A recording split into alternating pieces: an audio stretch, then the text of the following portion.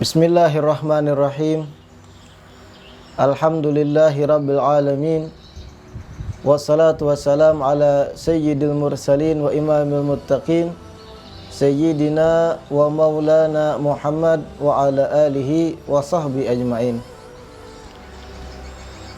Alhamdulillah, segala puji semata dan senantiasa terhatur kehadirat Allah Subhanahu wa ta'ala atas aneka macam anugerah, pemberian dan nikmat darinya yang tiada terhingga dan tidak bisa dihitung, termasuk nikmat panjang umur, nikmat kesehatan, nikmat keafiatan, nikmat sehat dari aneka macam penyakit, wabah dan sebagainya. Pemirsa TV Tabalong yang dirahmati oleh Allah, Indonesia, negeri yang kita cintai, dalam kurun waktu beberapa bulan terakhir ini kita tertimpa satu musibah yang kita kenal dengan sebutan pandemi COVID-19. Merebaknya wabah COVID-19 di negeri yang kita cintai, yang mana penyebaran wabah ini masuk kepada perkotaan, bahkan pedesaan, masuk ke kabupaten-kabupaten, dan juga tak lepas bahkan dusun-dusun pun terkadang terkena imbas daripada penyebaran wabah ini. Pemirsa TV Tabalong yang dirahmati oleh Allah, seseorang yang beriman kepada Allah dan Rasulnya dalam menyikapi merebaknya wabah di daerah kita atau di tempat kita, maka seseorang yang beriman tersebut tidak akan terlepas dalam menyikapi merebaknya wabah itu, tidak akan terlepas dari unsur keimanan kepada Allah dan Rasul. Salah seorang ulama besar, guru kami di Tarim Hadramaut, Yaman Selatan, Al-Habib Umar bin Muhammad bin Salim bin Hafid, beliau pernah ditanya, redaksi pertanyaannya, kaifa najma'u tuma'ninata tawakkul 'ala Allah wal akhdhi bil asbab fi ta'amul hadzal waba. Yang artinya, wahai Habib, bagaimanakah caranya menggabung antara ketenangan dalam bertawakal kepada Allah dan menggabungnya dengan mengambil sebab musabab dalam menyikapi wabah ini. Dalam arti pertanyaannya bertanya bagaimana cara menggabung antara bertawakal kepada Allah seraya menjalankan antisipasi, yang mana itu adalah bentuk menjalankan syariat dalam menyikapi wabah. Antara tawakal dan syariat dalam menyikapi wabah, bagaimanakah menggabungnya? Guru mulia Al-Habib Umar menjawab, kazar'i tabdurul badarah wa tasqiha wa tar'ash syajarah walakinnal i'timad fi husuli thamrah wa salamatiha yakunu 'ala Allah ta'ala. Beliau menjawab, menggabung antara tawakal dan menjalankan syariat dalam menyikapi wabah, kata beliau, bagaikan engkau menanam satu tanaman.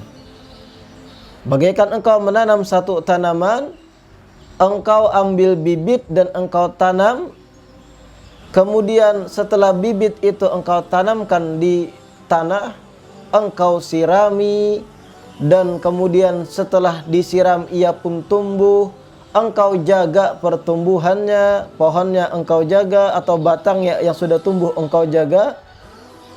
Kemudian setelah engkau jaga, engkau sirami, urusan ia nanti berbuah atau tidak, atau urusan bagaimana kualitas buah dari tanaman yang kita tanam, di sini sisi kita berpegang kepada Allah Subhanahu wa taala.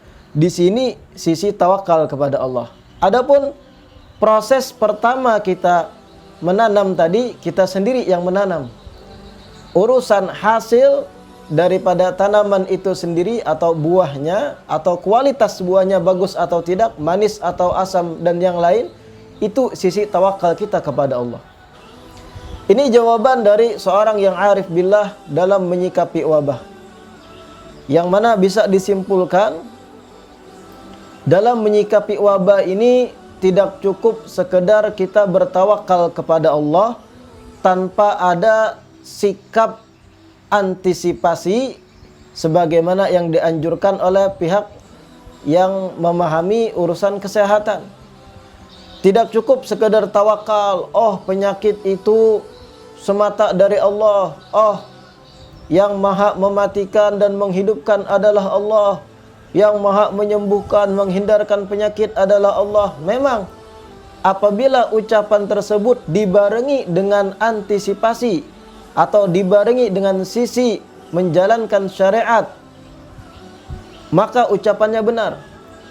Namun apabila ucapan tersebut tidak dibarengi dengan antisipasi, acuh terhadap protokol-protokol yang sudah ditetapkan oleh mereka-mereka yang lebih memahami dari sisi kesehatan, sekedar tawakal tanpa ditunjang menjalankan syariat atau aturan, maka ucapan tadi mardud atau tertolak, tidak bisa kita terima. Begitu pula sebaliknya, apabila seseorang lebih berpegang teguh hanya kepada protokol saja tanpa ditunjang dengan sisi keimanan kepada Allah Subhanahu wa taala, yang ada di benak dan pikirannya semata hanya protokol-protokol tanpa adanya penyerahan diri kepada yang maha mengangkat penyakit, itu pun salah kaprah dan salah besar.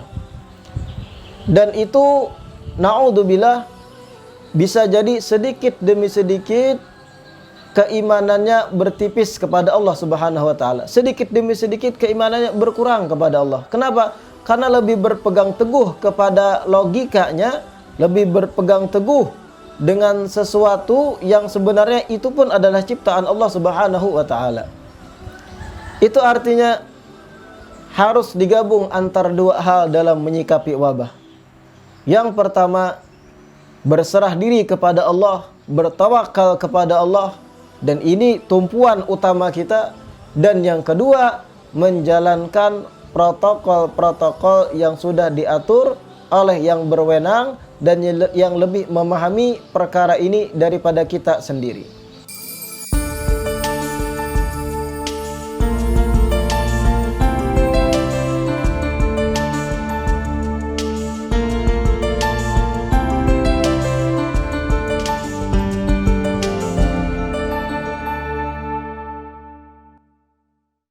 Pemirsa TV Tabalong yang dirahmati oleh Allah, dari penjelasan sebelumnya, di saat guru kami Al-Habib Umar bin Muhammad bin Salim bin Hafid ditanya bagaimana cara menggabung antara bertawakal kepada Allah dengan menjalankan syariat pada saat menyikapi merebaknya wabah yang datang ke daerah kita.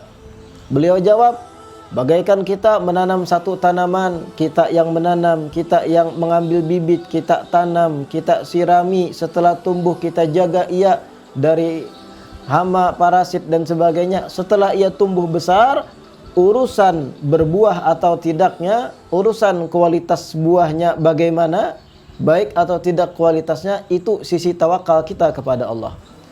Tergambarkan dari jawaban beliau ini perlu menggabung dua hal. Di samping kita menjalankan protokol kesehatan, itu bentuk kita mengerjakan syariat kita, kita pun wajib, dan ini tumpuan utama kita, berserah diri kepada yang maha menyembuhkan, berserah diri kepada yang maha mengangkat segala macam penyakit, berserah diri kepada yang maha mengatur apa saja yang terjadi di alam semesta dan di atas bumi yang kita pijak ini. Jangan sampai kita tergolongkan tadi, golongan pertama, mereka-mereka yang mulutnya berkata, kami bertawakal kepada Allah, oh kami yakin Allah lah yang maha mengangkat penyakit, kami yakin Allah lah yang maha mematikan dan sebagainya, namun ucapannya tidak ditunjang dengan antisipasi secara syariat, menjalankan asbab-asbab untuk menghindari wabah, ucapannya tertolak. Atau golongan kedua, golongan-golongan yang hanya bertopangkan kepada aturan-aturan kesehatan tanpa ditunjang keimanan yang kuat kepada Allah Subhanahu wa taala. Dan itu lebih menakutkan karena yang kita cemaskan pada diri orang tersebut, keimanannya kepada Allah tergeser sedikit demi sedikit, naudzubillahi min dzalik. Bahkan tidak sedikit kita lihat di lapangan mereka-mereka yang sekedar bertopang kepada protokol-protokol saja tanpa ditunjang keimanan. Saat diberikan masukan, engkau cobalah baca doa-doa, engkau bacalah wirid-wirid tertentu yang diajarkan oleh para aulia, para salihin di zaman-zaman dahulu, yang mana kandungan dari doa mereka agar terhindar dari wabah. Orang tadi malah menjawab, tidak perlu doa, tidak perlu zikir, tidak perlu wirid. Kenapa? Karena itu semua sekedar formalitas. Yang penting adalah protokol. Yang penting adalah bagaimana menghindarinya. Secara tidak langsung akhirnya ia menolak dengan amaliyah para ulama, para salihin, para aulia yang terdahulu. Na'udzubillah. Dan secara tidak langsung ia mendustakan riwayat-riwayat hadis Nabi yang berkaitan dengan doa. Bahwasanya dengan doa bala bisa tertolak dan sebagainya. Berkaitan dengan hal ini, di kitab yang saat ini berada di depan saya diceritakan,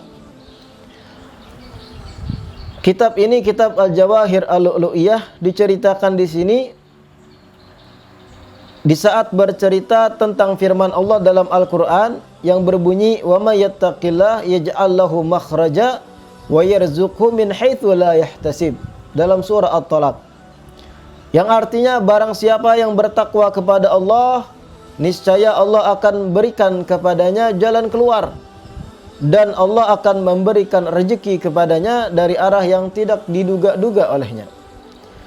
Di saat berbicara tentang ayat ini, Syekh Muhammad Al-Jardani mengatakan, qala aktsarul mufassirin nazalat hadhil ayah fi Auf bin Malik Al-Asja'i radhiyallahu ta'ala anhu. Kebanyakan ulama tafsir mengatakan ayat wa may yattaqillah sampai akhir ini tadi turun disebabkan seorang sahabat Nabi yang bernama Auf bin Malik Al-Asja'i. Bagaimana ceritanya? Sahabat Nabi Auf bin Malik Al-Asja'i suatu ketika orang-orang musyrik menawan putra beliau yang bernama Salim. Jadi Auf bin Malik Al-Asja'i memiliki seorang putra bernama Salim. Dan ternyata suatu hari Salim ini ditawan, diculik oleh gerombolan orang-orang musyrik. Orang-orang yang terkenal sadis dalam menyiksa orang-orang Islam. Auf bin Malik Al-Asja'i mengadu kepada Rasulullah sallallahu alaihi wasallam. Fa'ata Rasulullah sallallahu alaihi wasallam wa syaka al-faqata ilaih. Mengadu kepada Rasul sallallahu alaihi wasallam dan ia pun menceritakan, innal adu asarabni wa jaza'atil fama ta'muruna. Ya Rasulullah, musuh kita orang-orang musyrik telah menawan putraku dan ibu atau istriku di rumah, ibunya dari putraku si Salim tadi, jaza'at, ia gelisah, tidak karu-karuan di rumah, menangis karena putranya ditawan orang musyrik. Ia cemas putranya disiksa atau bahkan bisa jadi dibunuh oleh orang musyrik. Fama ta'muruna, apa yang engkau perintahkan padaku ya Rasulullah? Bagaimana solusinya ini? Dijawab oleh Nabi sallallahu alaihi wasallam, ittaqillah wasbir wa amuruka wa iyyaha an tastakthira min qawli la haula wa la quwwata illa billahil aliyyil azim. Jawaban Nabi, kata beliau, ittaqillah wasbir. Wahai Auf, bersabarlah dan bertakwalah kepada Allah. Dan kata Nabi, aku perintahkan engkau dan istrimu perbanyaklah membaca la haula wa la quwwata illa billahil aliyyil azim. Nabi berikan amaliyah zikir, yaitu ucapan la haula wa la quwwata illa billahil aliyyil azim. Perbanyak olehmu dan istrimu di rumah. Ini jawaban Nabi. Fa'ada li baitihi wa qala limra'atihi. Auf bin Malik pun pulang ke rumah dan berkata kepada istrinya, inna Rasulullah sallallahu alaihi wasallam amarani wa iyyaki an nastakthira min qawli la haula wa la quwata illa billahil aliyil azim. Wahai istriku, kata Auf bin Malik al-Asja'i, sesungguhnya Rasulullah sallallahu alaihi wasallam memerintahkan aku dan engkau agar memperbanyak ucapan la haula wa la quwata illa billahil aliyil azim. Simak bagaimana sikap sang istri mendapat jawaban dari Nabi. Berbeda dengan umumnya kita. Kita terkadang lebih bertopang pada logika. Bisa jadi kalau kita tertimpa hal yang sama, justru kita malah menjawab, kok kenapa dikasih amalan zikir? Padahal yang terjadi anak kita ditawan orang musyrik. Kenapa Nabi tidak mengutus sahabat-sahabatnya yang kuat dan perkasa untuk menyelamatkan putraku? Itu mungkin kita. Tetapi berbeda yang terjadi kepada istri Auf bin Malik al-Asja'i.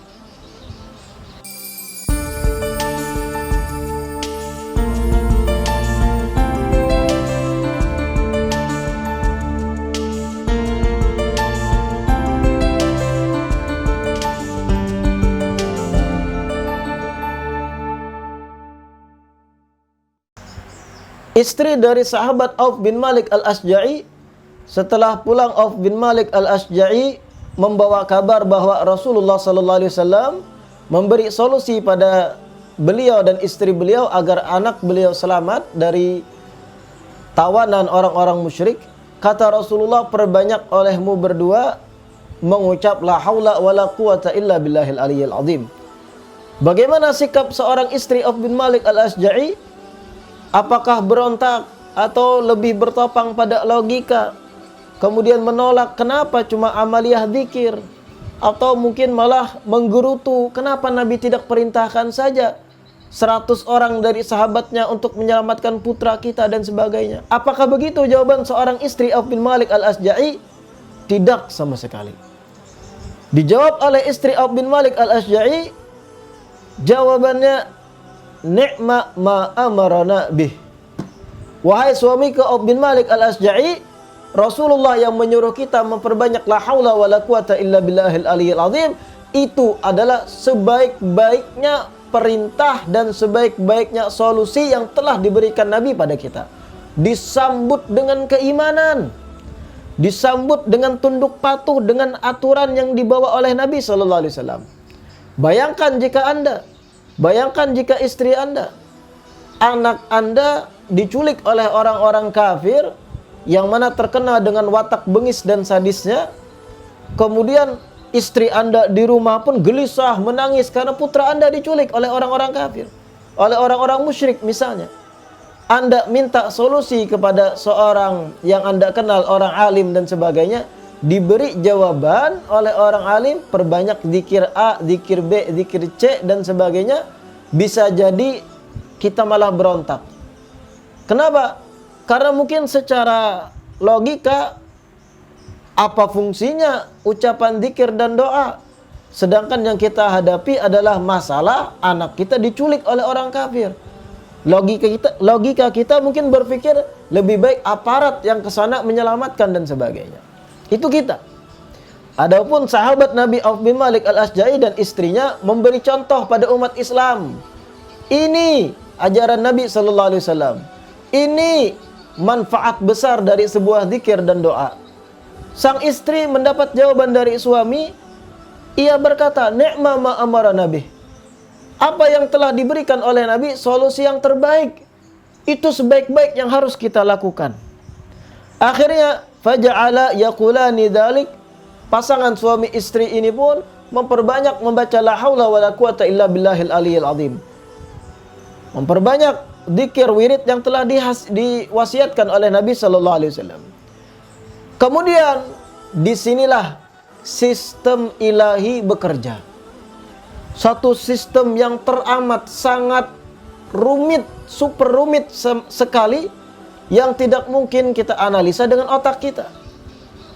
Sistem ilahi bekerja karena pasangan suami istri ini taat kepada Rasul sallallahu alaihi wasallam, menjalankan apa yang diperintahkan Nabi untuk memperbanyak zikir. Faghafalal adu an ibnihi. Salim putra Auf bin Malik di lokasi tempat atau di markasnya orang-orang musyrik yang dipenjara di situ, tiba-tiba sipir penjara yang dikhususkan menjaga penjaranya Salim, anak dari Auf bin Malik, ghafala, tiba-tiba lalai begitu saja. Entah mungkin karena kecapean, entah mungkin karena tadi malamnya ia begadang, atau entah ada penyakit menggerogotinya, tiba-tiba disebut dalam kitab ghafalal adu an ibnihi. Tiba-tiba begitu saja lalai. Tidak terlalu ketat lagi menjaga penjaranya Salim, sehingga Salim bisa lolos dari penjara itu. Ini sistem ilahi. Bagaimana bisa ia lalai? Allah yang mengatur. Bisa jadi tadi saya sampaikan, saat malam sipir yang kena shift untuk menjaga hari itu, malamnya mungkin sakit, batuk-batuk, tidurnya cuma 2 jam, sehingga saat menjaga penjara tiba-tiba sakit. Ini adalah sistem ilahi yang bekerja, Allah yang berkehendak. Yang pada intinya ghafalal adu, sipir penjara ini tiba-tiba lalai, Salim putra Auf bin Malik bisa keluar. Bukan sampai di situ saja, setelah keluar dari penjara itu, ia lihat ada ribuan kambing orang-orang musyrik di situ. Ribuan kambing orang-orang musyrik, musuh Islam, yang mana Salim lihat, ia giring ribuan kambing tadi. Ia giring satu persatu, kambing yang ribuan milik orang musyrikin pun patuh, taat dengan Salim dan mau digiring oleh Salim. Sampailah Salim pulang ke Madinah, ia selamat, dan di atas keselamatannya orang-orang Islam dapat bonus ribuan kambing.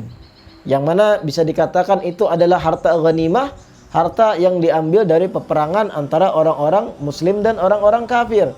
Dan dalam kacamata Islam hukumnya halal. Dengan catatan memang terjadi peperangan yang sampai ada kontak fisik, tumpah darah antara orang-orang kafir harbi yang memang dengan nyata-nyata memusuhi orang Islam. Salim selamat, di atas keselamatan Salim dapat bonus apa? Ribuan kambing milik orang musyrik. Sehingga melemahlah kekuatan orang musyrikin. Kenapa gerangan? Karena sebab Auf bin Malik dan istrinya, ibu dan ayahnya Salim, taat kepada Nabi dan meyakini dengan penuh keimanan wirid atau zikir yang diberikan oleh Nabi adalah solusi terbaik bagi mereka untuk keselamatan putra mereka Salim. Dan ini kata ulama tadi sebab turunnya ayat yang berbunyi wa may yattaqillah yaj'al lahu makhraja wa yarzuqhu min haitsu la yahtasib. Dari cerita ini dapat kita ambil pelajaran penting, bahwasanya jangan sama sekali kita meremehkan doa dan zikir. Jangan sampai iman kita melemah dalam berdoa atau berzikir atau membaca wirid tertentu. Kenapa? Karena terkadang wirid atau doa itu sangat ampuh untuk menjadi solusi bagi masalah yang kita hadapi. Anda semua telah mendengar bagaimana cerita Auf bin Malik al-Asja'i tadi. Saat putranya ditawan orang-orang musyrik, saat ditawan oleh orang-orang kafir, mereka berdua, orang tua Salim tadi, diberi solusi oleh Nabi dengan memperbanyak membaca zikir la haula wala quwata illa billahil aliyyil azim. Yang mana mungkin secara logika tertolak. Yang harusnya mungkin logika kita berpikir harusnya Nabi mengutus sahabat-sahabatnya yang kekar perkasa untuk menyelamatkan Salim, tapi tidak.